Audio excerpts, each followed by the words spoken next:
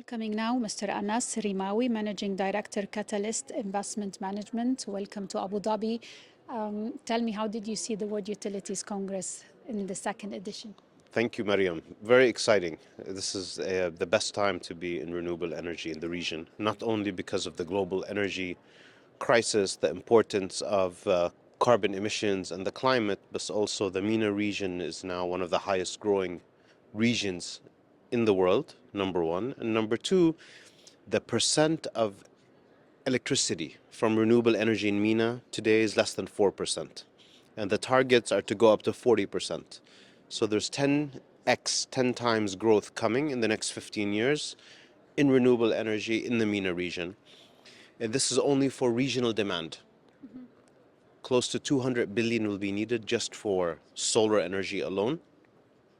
And if you add to it the opportunity to export energy to Europe, to convert energy to renewable energy to hydrogen, also for export, then this number could be double, close to $400 billion needed just for, again, in solar energy. With all the recent changes around the world, what's happening in the economy, the geopolitics, did the renewable landscape, let's say, or portfolio change? Definitely. Look, there's a short-term change because of the global volatility. So some of the emerging markets, the poor countries, the countries we operate in, Egypt, Jordan, Tunisia, Morocco, they underwent a little bit of stress, mainly because they were importing expensive energy. And that put economic stress on them. So in the short term, there's some challenge. Long term, because of the high price of conventional energy, renewable energy is lower cost, right? It's already was competitive. Now, even if you add some storage and increase the renewable energy, it's still competitive. So medium and long term, the prospects are very strong. Tell me more about how technology now is helping reducing the cost of the renewables to be more accessible for countries who really can't afford it. Well, the cost of solar panels, for example, has come down, over 80% in the last 7, 8 years.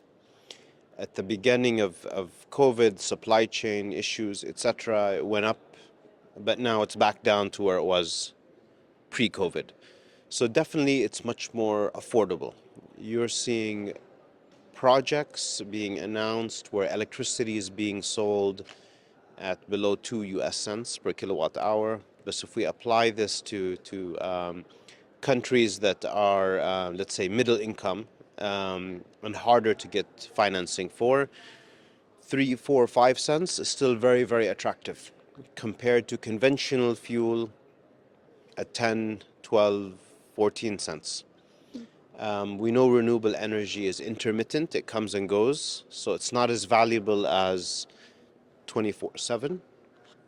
But now with storage technologies, which haven't come down the last 2 years, but now will begin to continue their decline, it becomes competitive. Renewable energy storage with base load. And that will triple the market. For the numbers I talked about, can grow on the 200 billion, can grow by 3 as now renewable energy is combined with battery storage. But we still need to see those costs come down over the next years on battery storage. Okay. COP28 is around the corner. Everybody is excited. People will be here from all over the world discussing opportunities and challenges. Hopes and expectations from COP28. I think the region has been a follower on renewable energy in general, on average. Of course, Masdar is an exception. UAE is an exception. UAE became an exception recently. Before it was just Masdar, and then Dubai started on a commercial basis. Abu Dhabi followed.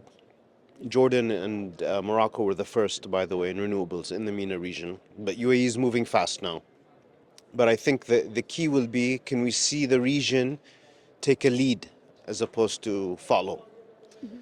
So, will they really take the next step and let's say move to 70% renewables before other countries and other regions are able to do that? That's the next challenge. Not to do 10, 20% renewables, to go to 70, 80% renewables. And will they do that? Main challenges facing renewables nowadays. What do you fear the most? Is it funding?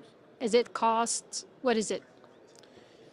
I think in the depends on the type of country you are, where you are, and who you are. Unfortunately, if you're a poor country, then funding is one of the constraints. If you're a wealthy country, then funding is not the issue. It could be your bureaucracy. It could be competing forces. Um, then the constraint becomes the grid, and that's again where we go back to energy storage and other solutions. But it depends who you are and where you are. In Jordan today, for example, Jordan's already at its top limit of renewables because in the fall and spring, we don't need much electricity. So we're almost fully running during the day on renewables, some days in the fall and spring. The only way to increase renewable penetration is more regional agreements to share electricity, to connect grids, and storage of energy. For example, on the other hand, a country like Algeria, Lebanon, very early stage.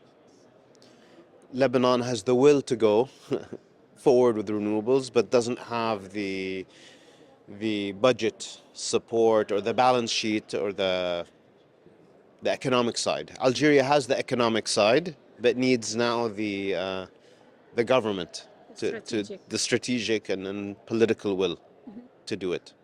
Thank you. Thank you. شرفنا. شكرا.